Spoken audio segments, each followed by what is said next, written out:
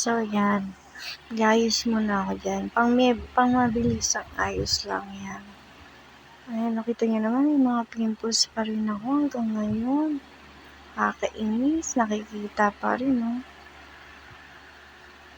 Paano tatanggal yung mga pimples na yan?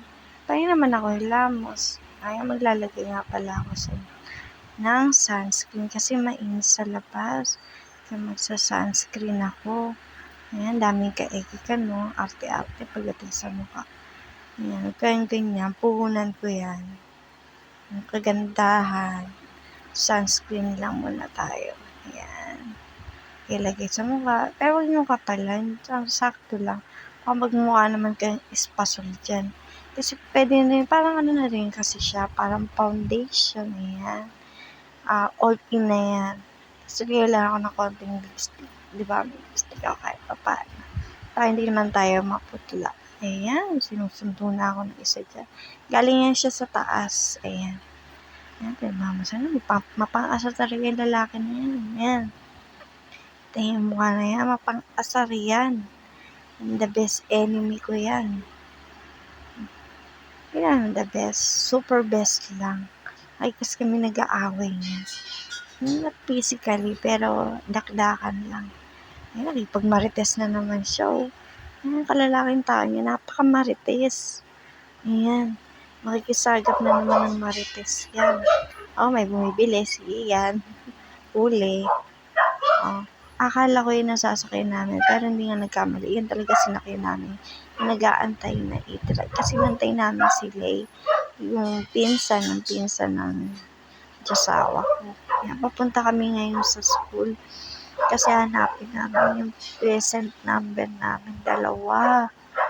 Pero alam niya na 3rd floor, fourth floor. Kasi ako naman 3rd floor dyan. Alam niya na yung mga ganon.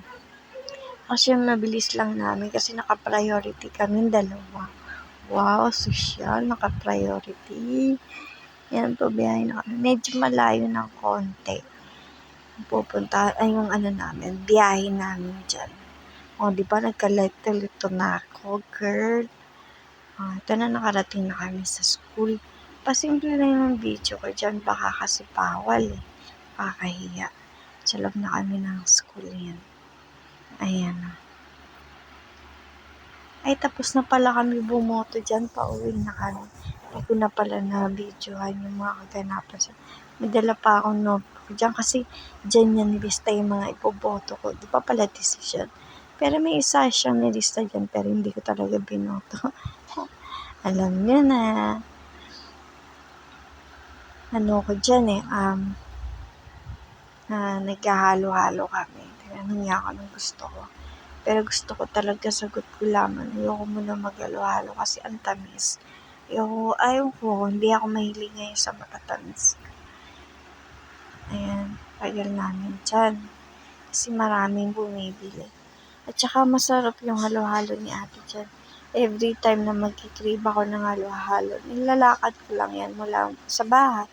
Pupunta dyan kasi medyo malapit lang naman. Sobrang init nga dyan. Pawis na pawis ako dyan talaga. Naantay namin yung bumili kasi siya dyan ng siomay. Yung kasi pamimerienda namin. Tsaka pasalubong din namin dun sa aking tsinakis na nagbabantay ng tindahan. Siya tindera ngayon eh.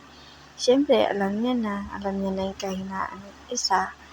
Gusto nung pasalubong. Kaya every time na may makikita siya, na pwedeng kainin at saka pasalubong kay Althea kasi laging nakaburangon dyan kapag walang merienda. Tsaka alam na ni Bads ko yung kahinaan ng isa, pagkain. Nababaliw daw kasi pag walang pagkain. Kaya hinila naman namin din ng merienda. Pero ako dyan, gulaman na pag-uwi, nakarating pa naman sa bahay. Kaya nangyari, naging happy kami ni Althea sa sagot gulaman. Masarap din po ang sagot gulaman dyan kay ate. Bili na po kayo. Ayan, marami siyang customer. Patok talaga yung paninda niya. Tignan niyo naman yung mga ingredients. Diba?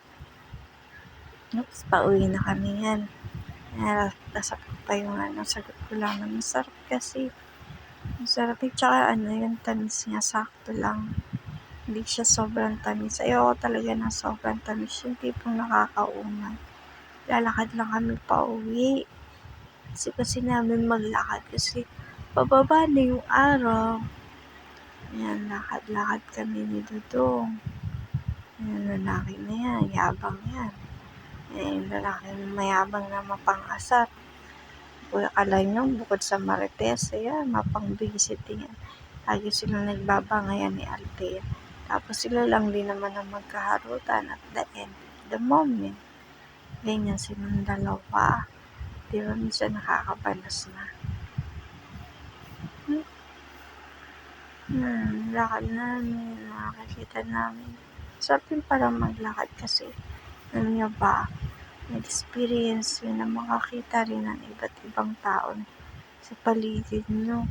Minsan nakakaumay din lagi yung nasa bahay, araw-araw mo siya nakikita. Maganda rin yung mabago din yung environment. Pero gusto kong gawin yun tuwing hapon. Ayan, nakatingin na yung pagboto.